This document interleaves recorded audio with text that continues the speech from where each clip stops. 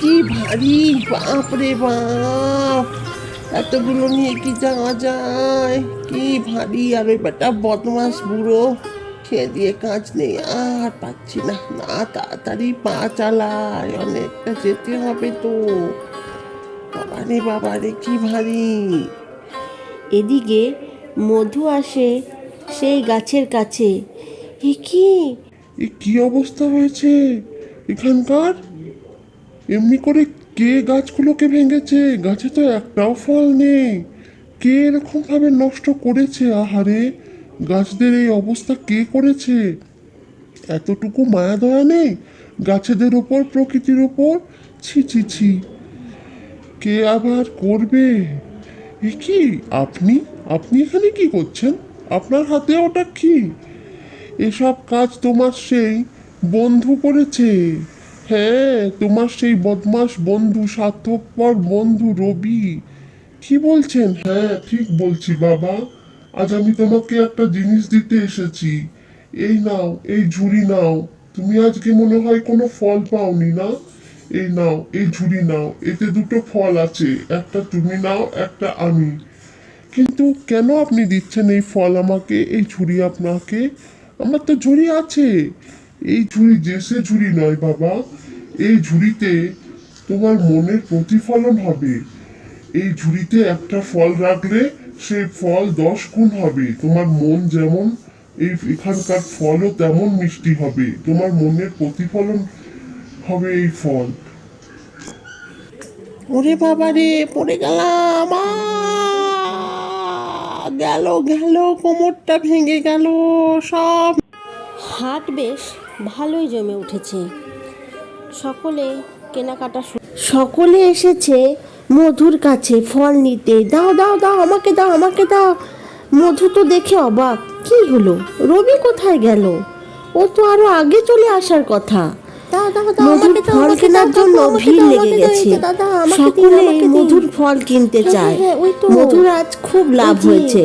বুড়ো যা বলেছিল তাই হয়েছে। তার একটা ফলই, ফলের ঝুড়ি একেবারে ভরিয়ে দিয়েছে। ফল যেন শেষই হতে চায় না। কিন্তু মধুর মনে দুশ্চিন্তা, রবি কোথায় গেল? ওকে তো এই হাটে কোথাও দেখতে পেল না মধু। কি হলো রবির?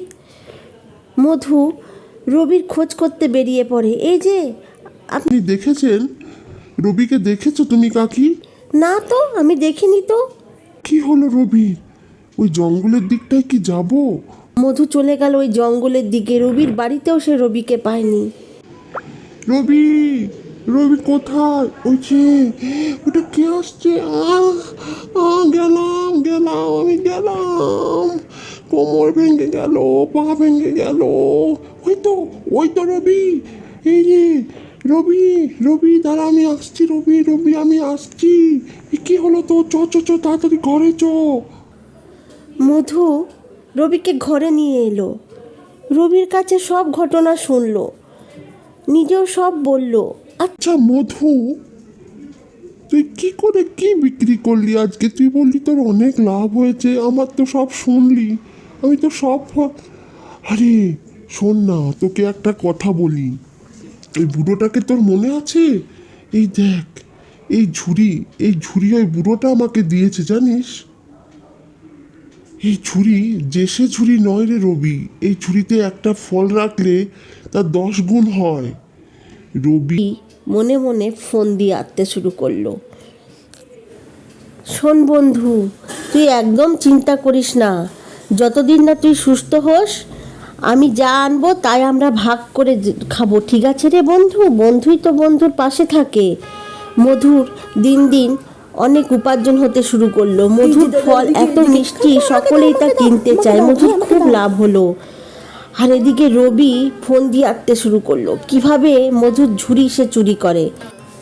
কয়েকদিন পর রবি সুস্থ হয়ে উঠল এবং সে মধুর ঘুমের সুযোগ নিয়ে সেরকমই আরেকটা ঝুড়ি এনে গভীর রাতে চুপি চুপি মধুর ঘরে সেটা রেখে দিল। আর মধুর জাদুর ঝুড়িটা সে চুরি করে নিয়ে চলে গেল। মধু বুঝতেও পারল না তার বন্ধু তার কত বড় সর্বনাশ করল।